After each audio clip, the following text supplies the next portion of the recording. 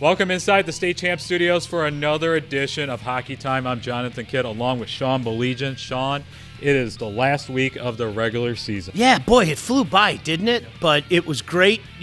Last week, some outstanding action all over the state.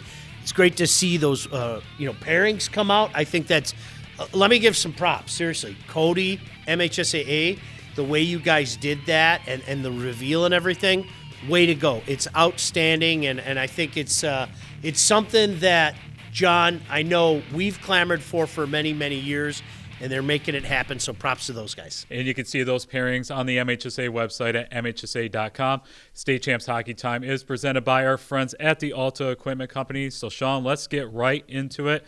Let's talk about the game between Riverview, Cabrini, and New Boston, Huron United, and Riverview Cabrini comes out with a 7-5 victory. Well, for people out there, if you're not paying attention to this stuff and looking at the numbers at the hub, how about Chase Johnson? My goodness gracious. 41 goals, 29 assists, 70 points in 22 games. That's a big win for them because, New Boston having a good year, Johnny. They're 15-7. They had won 5 of 6, so it's a good win for Riverview Cabrini, and props to Jace Johnson for just putting up monster numbers. We head to the KLAA championship game between Brighton and Livonia Stevenson, and Brighton comes out with the 4-2 victory. It's the first KLAA title since 2015. That's amazing when you think about it. It really is. I mean, with all the success that Brighton has had, look, so much of what Brighton does starts with that top line. Petit is phenomenal. Obviously, Duffney's phenomenal. I think Vincent has been a wonderful addition. It's great to have a player of that caliber at this level. How about Birchfield as well? This is a kid that's kind of picked it up lately. He had 4 points on Saturday as well against Detroit Jesuit. But let me say this. If Levi Piniella plays the way he did against Stevenson, I didn't see the UDJ game, but if he plays the way he did against Stevenson, they are going to be very difficult to beat. Look, they always are. I mean, Kurt and Coach Muggeth before him does such a great job, but when Levi's on, look out. We had the Mid-Michigan for the game on Saturday night between Flint Powers and Saginaw Heritage. It was the second Hockey Fights Cancer game. Cooper Rubio, who played on Heritage, he passed away last year. Great cause. They honored him before the game. For the game, Flint Powers came out with a 5-3 victory. Yeah, Heritage plays such a tough schedule. I still think that they're going to be a tough out for anybody. I think Flint Powers has done a little flexing of the muscle lately. I mean, they really have. Zarnicki had 3 points, but this is a good playoff primer for both of these teams. And you take a look at the way that they finished the season. In particular, the way that Powers is finishing the season. This is going to be a team that's ready. Travis has always had great teams. Both two coaches that have done so much in recent years in Travis and JJ. But right now, boy, Powers is really firing on all cylinders. We head to the OAA for the game between Clarkston and Lake Orion. The Wolves came out with a 7-2 victory. It's the first OAA Red title since 2010. Great story. They've been a great story all year. It starts in the locker room. I mean, they've done such a great job. They were and Lemker didn't do it. He did not do the starting lineup challenge. It was the sophomore Rod Wade. Well, you know what? They started a trend all over the state, and really, so many people are doing it every year. Speaking of Wade, how about this kid? He's having a year, huh? 22 goals, 35 assists, 57 points. They're getting solid goaltending. We've been talking about it for a while now. It isn't a secret anymore. This is a darn good Wolves squad. Also on Saturday night, it was Detroit Catholic Central taking on Livonia Stevenson, and the Shamrocks 5-0. They're unbelievable. It was methodical, John. Anybody that was there would tell you it was methodical. They just kept the pressure in the Stevenson end all night. I'll tell you what, if Stevenson didn't get the kind of goaltending from Riley Martin that he showed, the score could have been worse. I thought the kid was outstanding because they literally peppered him. Catholic Central starting to get healthy. We talked about it on last week's show. That depth? That depth was put to the test against a team that has depth in Notre Dame Academy, and they kind of wore them down and ended up, winning in the third period. All of a sudden, John, Catholic Central slowly but surely, they're getting a guy back here, they're getting a guy back there, just in time for the playoffs. So Division I, look out. And shout out to Orchard Lake St. Mary's and Brother Rice for the Pink in the Rink game on Saturday. I think two teams, John, that, if I may say so, I think they're both going to be at USA Hockey Arena. Brother Rice in Division II, Orchard Lake in Division III, but a huge win by Brother Rice. And again, I love that teams are giving back the way they do. It's so good for the community. It's a good look on everybody. So props to you guys, and I hear it was a heck of a game. We're going to make a few shout-outs here, and let's talk about Chris Givens at Traverse City Central. Well, you know what? You've heard me talk about him before. He's one of the best coaches in the great state of Michigan. He's one of the classiest guys you ever want to meet, and congratulations to Coach Givens. He's now 10th all-time in wins. He has a chance to move up actually this week and move up further, and there's no slowing down in that guy. He's one of those guys, John, that, boy, Coach, don't get mad at me. He's done so much behind the scenes, and he's helped out in so many ways to make this product what it is today. Way to go, Coach. And Sean, you want to talk about what happened in Salem on Friday? Well, first of all, Salem they're really coming together right now. And that's going to be an interesting regional. Oh, it's going to be very interesting, no doubt about that. And they had a big win against Celine, who's been firing on all cylinders. They hadn't lost since we saw them out in Livonia in December. But Landon Demassa, how about this? Had a hattie, all shorthanded. One of them was a penalty shot. So a big part of the success at Salem right now, they're really firing on all cylinders.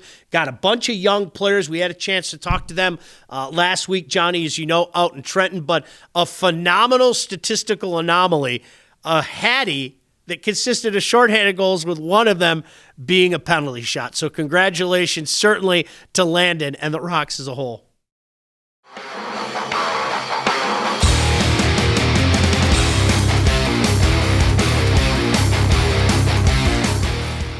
All right, it's time now for our Warrior Hockey Player of the Year update. So, Sean, the top 10 and the watch list stays the same.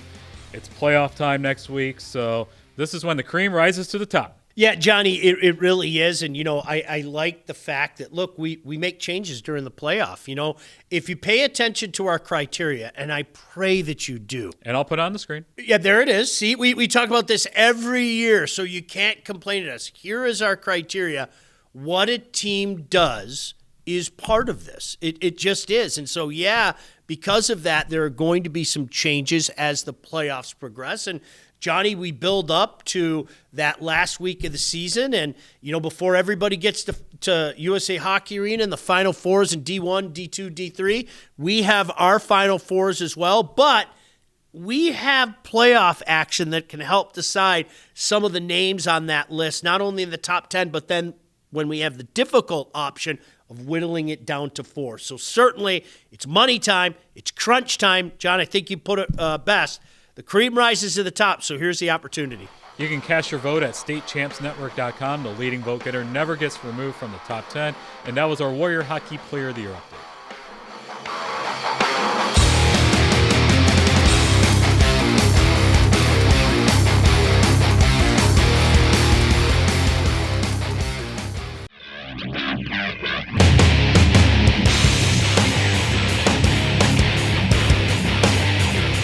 Time now for our Coaches Corner, brought to you by our friends at the Michigan High School Hockey Coaches Association.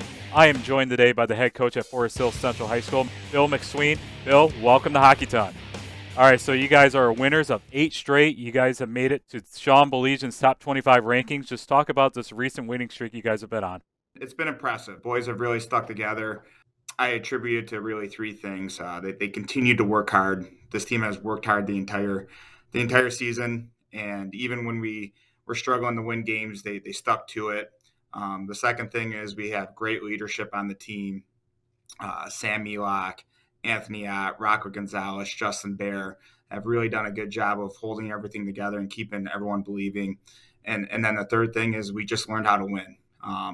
In those tight situations when the games are up in the air, now we're winning the games. So I'm really proud of how the group has become winners, and the young men have really grown up as the season's progressed. Let's get the beat going. Let's go. Starting to win!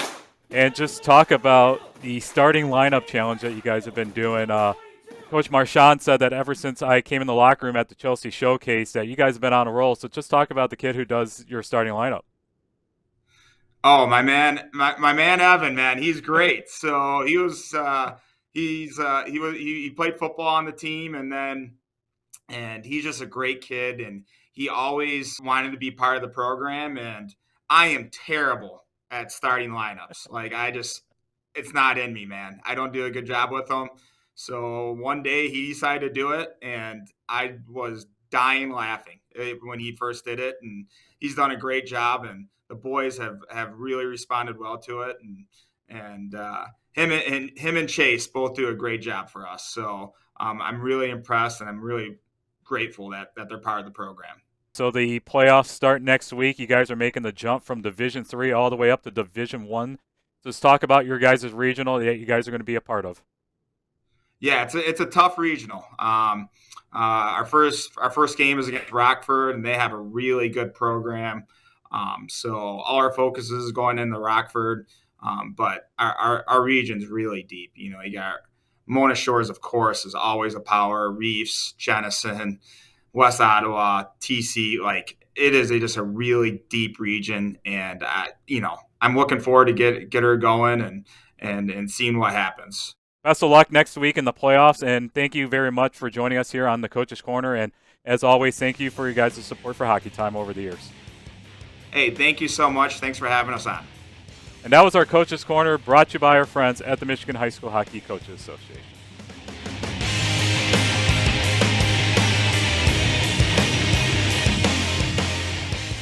Entering its 26th year of excellence, applications are being accepted right now for the Detroit Athletic Club Foundation's Michigan Male and Female High School Athlete of the Year Awards. Not everyone qualifies, so listen closely.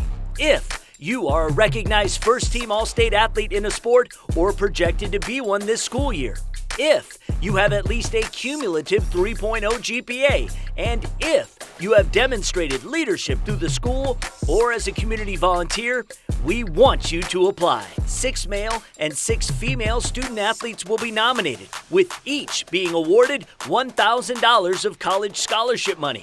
The winners will receive $5,000 each. The 26th Michigan High School Athlete of the Year Awards will take place at the incredible Detroit Athletic Club in downtown Detroit the evening of Monday, June 5th, and streamed live on the State Champs Sports Network.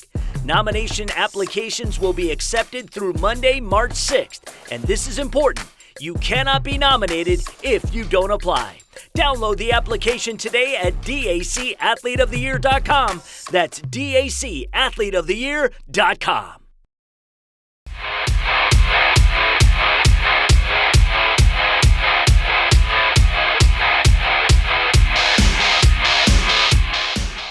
All right, it's time now for our Wall Award update brought to you by Warrior Hockey. So, Sean, the top 10 stays the same, but we're going to add 2 goalies to the watch list. Yeah, you know what? And deserving. This has really turned into, in my opinion, John, a very competitive battle this year. And this is year 2 of doing this, and this is a very competitive battle. I think anybody can get the job done. There are goalies right now, John, in my opinion, on the watch list that could end up winning this before all is said and done. Because much like we were talking about with the Player of the Year, this is where guys can really make some hay and could go like this with their name. Because, yes, team success is part of it. That's why we put our criteria out there all year long. That beautiful graphic that J-Kid put together.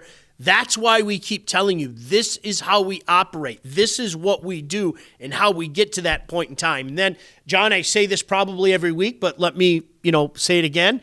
When we're at USA Hockey Arena, we text each other. We're there with a bunch of coaches. We have a lot of personal conversation, tech conversation, and we have to whittle that 4 down to 1. But right now, it's time for you to make some noise in the playoff. You can cast your vote at statechampsnetwork.com. The leading vote getter never gets removed from the top 10. And that was our Wall Award update brought to you by Warrior Hockey.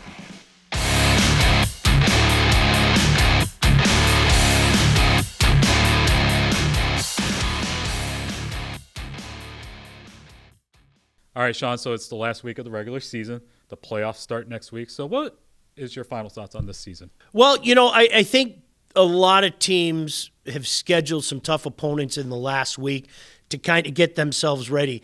I think if I look at it, there are a couple titles where you could sit back and say, okay, look, CC's the prohibitive favorite in Division I. I think Houghton is the favorite in Division III. Maybe not prohibitive, but they are the favorite.